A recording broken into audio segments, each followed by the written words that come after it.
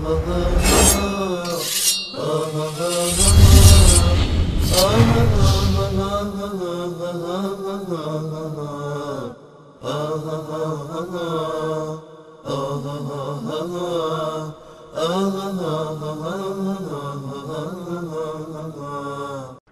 سلام علیکم، بفرمایید. سلام عرض کردم قربان. علیکم السلام و رحمت الله. آقای انصاری عزیز بفرمایید. قربان، جعفری هستم از کرج. شما خوب؟ الحمدلله. زنده باشید آقای جعفری، بفرمایید. آقای انصاری به صورت زنده دارن صحبت میکنن؟ بله صداتون داره پخش میشه.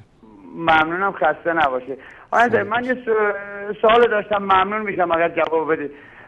ترس جنابالی از تو کتاباتان هست از اسم حضرت مهدی چیه؟ ممنون میشم ما رو راهنمایی کنید ببینم چرا از بودن حضرت مهدی شما ترس دارید یا اصلا ما رو قانع کنید. ممنون میشم آقای جعفری ما اعتقاد داریم که امام مهدی رضی الله تعالی عنه از نسل رسول الله صلی الله علیه و آله و سلم و یکی از مصلحین در آخر الزمان میان دنیا رو پر از عدل و داد میکنن. احادیث متواتر از رسول الله صلی الله علیه و سلم داریم. هر کسی هم که انکار بکنه این احادیث رو کافر میدونیم.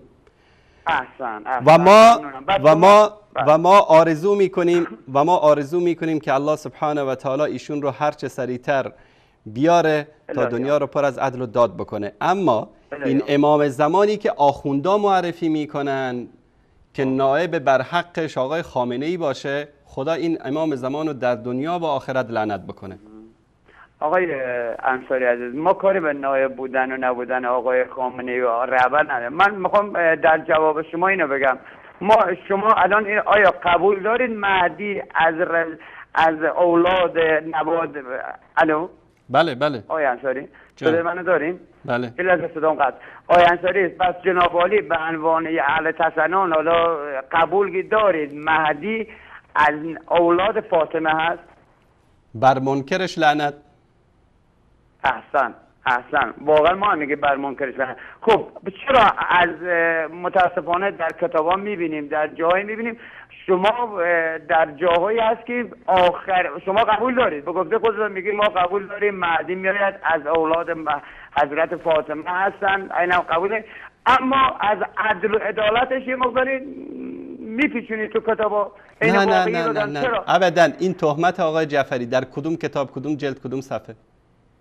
خب میشنویم تو برنامه‌ها میشنویم. نه آقای جعفری ببینید، آقای جعفری اینکه شما آقای جعفری بزرگوار ایشون یک انسان مصلح، عادل، مؤمن، شجاع از نسل رسول الله صلی الله علیه و سلم از نوادگان فاطمه زهرا و دنیا رو پر از عدل و داد میکنه و از طرف الله سبحانه و تعالی تایید شده هست، در این هیچ شکی نداریم. متوجه هستید؟ ما هیچ چیز رو نمیپیچونیم، ما هیچ چیزی پنهان از کسی نداریم. اما آن امام زمانی که کتاب‌های شما ساخته که نمیدونم قرآن رو با خودش برده، نمیدونم 2/3 مردم دنیا رو میکشه، مکه و مدینه رو خراب میکنه، فلان میکنه، حضرت عایشه رو از قبر در میاره با آتیش میکشه، این چیزایی که در کتاب‌های شما گفته، ما اون امام زمان رو قبول نداریم. آقای انصاری عزیزم، آقای انصاری خب شما الان یه مقداری تناقض صحبت کردی. کجا اسم آورده؟ یعنی شما اولش خوب گفتید مکا عدل داره، عدالت داره. آیا در زمانی که حضرت مهدی بیاد خب بی عدالت را واقعا باید ادب شد یا نشد؟ اینو قبول دارین؟ بی عدالت و بی دینی که باید برداشته بشه یا نه؟ اینو که قبول دارین؟ نه، بی عدالت رو باید کشت. اصلا باید زمانی که دیگه در برابر مهدی ایستادن خیانت نیست به نظر شما؟ ببینید ما از شما قبول دارید آقای محترم ما از کشتار صحبت میکنیم. آقای محترم اولاد شما که قبول دارید مهدی در آخر زمان میآید، آیا با مهدی مخالفت با مهدی کردن که جناب عالی هم قبول دارید از اولاد حضرت از فاطمه هم هست، آیا مخالفت با ایشان کفر نیست؟ آقای محترم ما در مورد کشتار داریم صحبت میکنیم. ایشون شکم زن حامله رو پاره میکنه، جنینش رو در میاره، سرش رو میبره. این در کتابای شما اومده. شما هم جواب منو ندادید. من دارم آیا مخالفت با حضرت مهدی که شما قبولش دارید به گفته شما از اولاد حضرت فاطمه است، آیا در برابرش ایستادن کفر نیست؟ در برابرش ایستادن کفره، در برابرش ایستادن کفره. رسول الله صلی الله علیه و سلم در زمانی به پیامبری مبعوث شد که غیر از خودش دیگه هیچ مؤمنی در دنیا وجود نداشت. رسول الله صلی الله علیه و سلم در طول مدت 23 سال 1000 نفر نمیرسه تعداد کشته های مخالفین. امام زمان میاد 2/3 مردم دنیا رو میکشه. ابوبکر و عمری که کاری به کار امام زمان نداشته رو از قبر در میاره، با آتیش میکشه، مکه رو خراب میکنه، قبله رو به کوفه میبره، قبر پیامبر رو خراب، یعنی چیزای کارای انجام میده که به عقل بشر جور در نمیاد. آیا انصاری عزیز، آیا خب من میخوام آیا انصاری جانم بفرمایید. خب من میخوام یه مقداری راحت‌تر، آیا با قاتل مادرش هم میشه بخشش کرد؟ بله؟ آیا میشه کسی با قاتل مادرش هم بخشود؟ متوجه نشدم. من میگم مگر مهدی از اولاد فاطمه نیست؟ بله. آیا با قاتلین مادرم بخشیدگی داری؟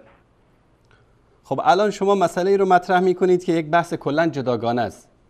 نه من دارید بحث درباره شما مهدی آیا قبول دارید؟ شما که قبول دارید، حالا کاری ندارم، اختلافات داریم، قبول دارید. آقای محترم، من سوال من از شما واضح بود. این کسی که شما بهش اعتقاد دارید یک آدم کشه. ببین الان به صفحه تلویزیون نگاه کن، بهارالانوار گوش کنید.